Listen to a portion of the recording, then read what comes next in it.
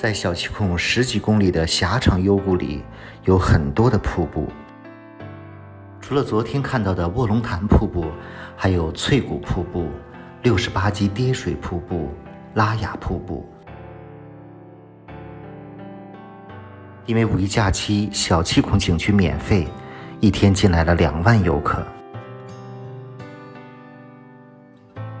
为了避开游客拍照，我还选择了住在小七孔景区里，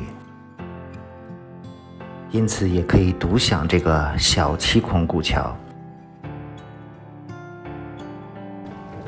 继续昨天的视频，结束了在鸳鸯湖的划船。码头门口有开往天中洞的交通车。虽然在贵州看过了很多的溶洞，还是到天中洞看一看吧。下了景区的交通车，往山上爬100-200米，洞口是一个钟的形状。这个天中洞单独收费，每个人8块钱。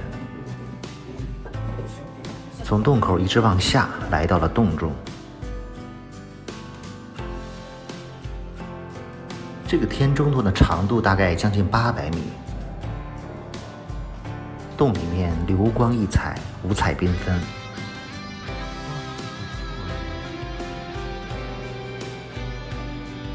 千年等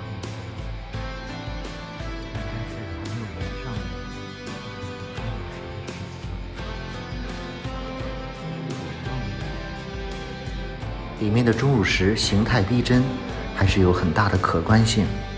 月亮，应该是月亮。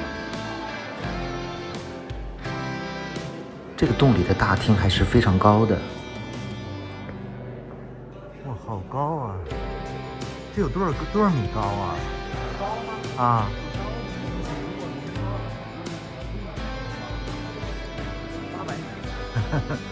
我想问那个厅的高度，天钟在哪儿啊？天钟在前面。哦，还在前面呢。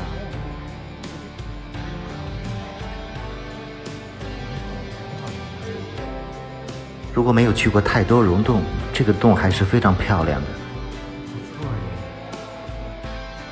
前面就是天钟了。哦，这就是天钟啊。洞中央这个形似大钟，高度大概有7-8米吧。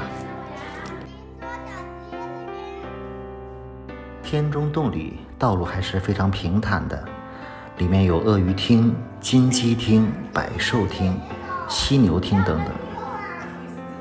这应该是鳄鱼。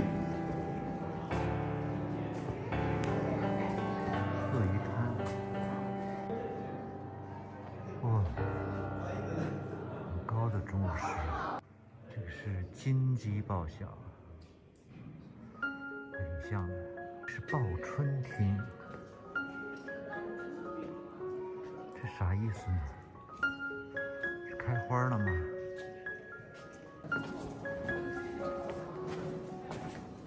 总体上，这个天中洞还是值得走一走的。前面就到了洞的出口，从洞里出来，下台阶儿。继续坐车。小七孔景区里的交通车还是非常便利的。景区车来到了翠谷湿地和翠谷瀑布，这里视野非常开阔，湖里有很多的鱼。在这还碰到了粉丝，帮我拍了个背影。前面那个瀑布上需要涉水，光脚走路。翠谷这边有山有水，还有瀑布，感觉这片区域聚集了很多人，也有很多人在这里休息吃饭。湿地湖上有很多的栈道，这里的视野非常开阔。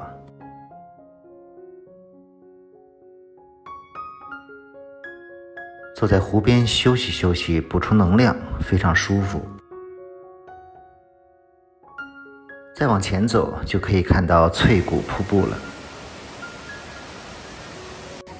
瀑瀑布前也围着很多游客拍照。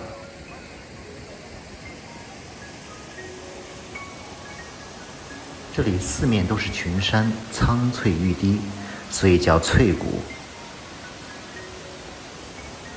很多人在瀑布前留影。翠谷瀑布悬于半山腰，这个高度大概60多米，是小七孔景区里面落差最大的瀑布。几年前，著名的探险家贝尔曾来到这个翠谷瀑布拍片儿。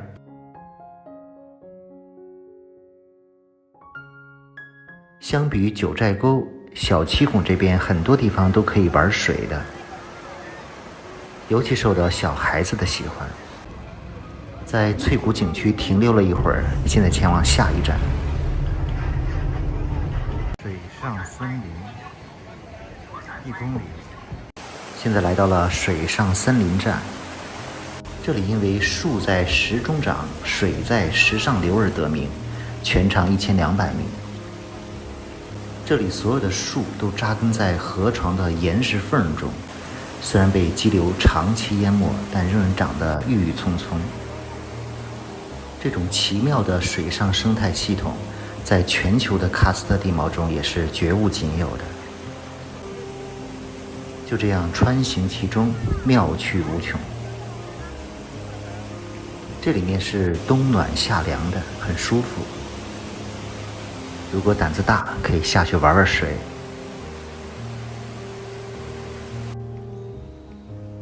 另外，如果想省力的话，可以先从上游玩，往下走，就像我一样往回走。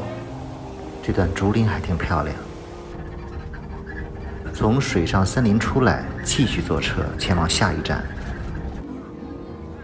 这站好像叫石上森林，可以在这里休息一下，吃点东西。这里的小吃非常便宜，味道也不错。豆腐是咸的吧？有咸味的。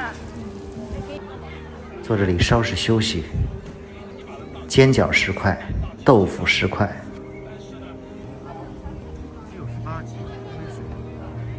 休息片刻，开始走68级跌水瀑布。这是一条3公里的河段，落差40米。首先经过的是断桥飞瀑，一股巨大的水流从山上越过道路，飞落到河中。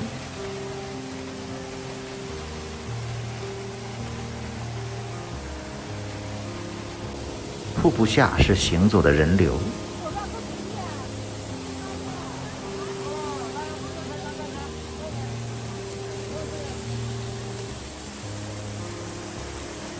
这个就叫断桥飞瀑。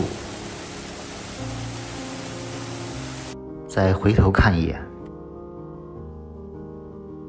这段3公里的河段非常罕见的是，一共有68级跌水瀑布。一路下来，飞溅的水流铺成一条白色的雪链。这些瀑布或大或小，或宽或窄。沿着河边漫步，两岸都是原始森林，郁郁葱葱。只听到河水潺潺的声音，一路高山流水。有的地方形成比较大的水潭，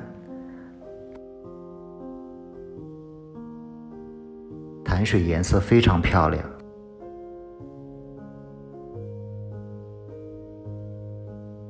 在这么短的一条河道上有68级瀑布是非常罕见的。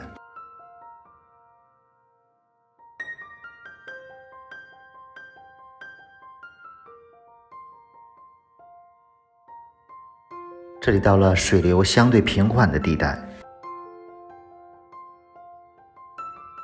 这边有座石桥可以走到对岸。水流的声音非常大，看看河边密密麻麻的人。据说今天小七孔已经涌进了2万游客，因为是免费的。前面又到了一处漂亮的瀑布，这个瀑布的名字叫拉雅瀑布，先来到对面的观景台上看这个瀑布。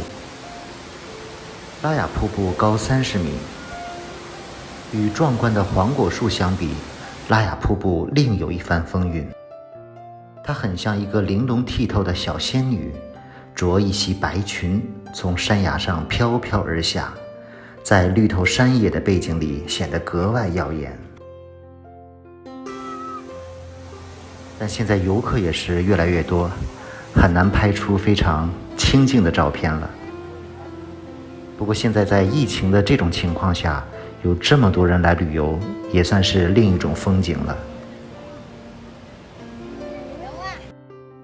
再往前就是著名的小七孔古桥了。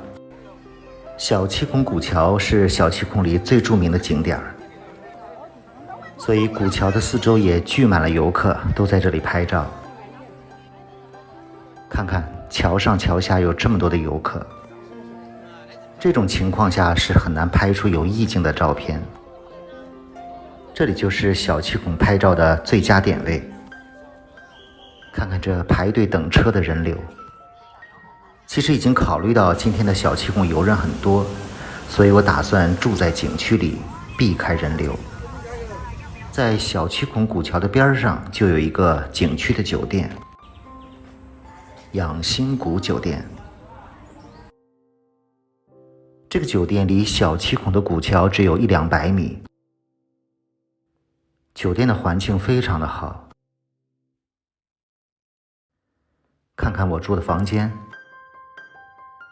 住在这里的好处就是傍晚和清晨在没有游客的时候可以去景点拍照。像这个酒店就可以在傍晚和清晨去小七孔古桥拍照。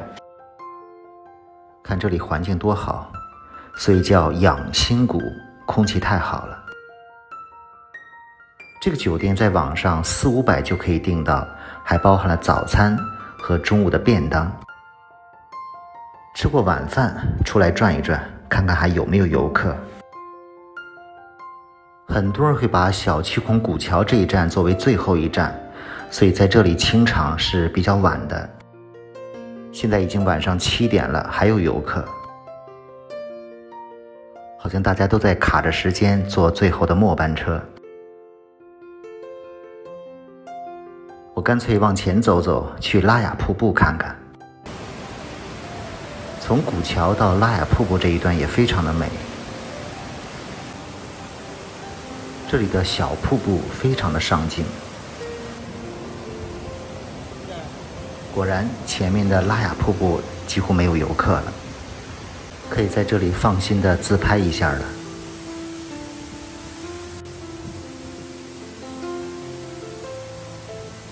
这个瀑布水雾还是比较大的，在这里拍照还是要注意脚下。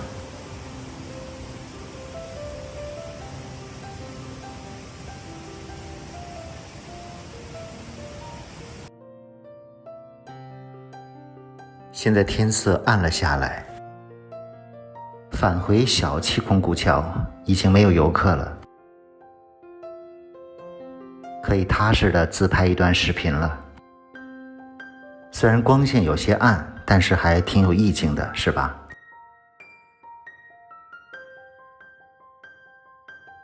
明天早晨继续来这里拍照，另外还要坐船去大七孔景区，也是很美的一段旅程。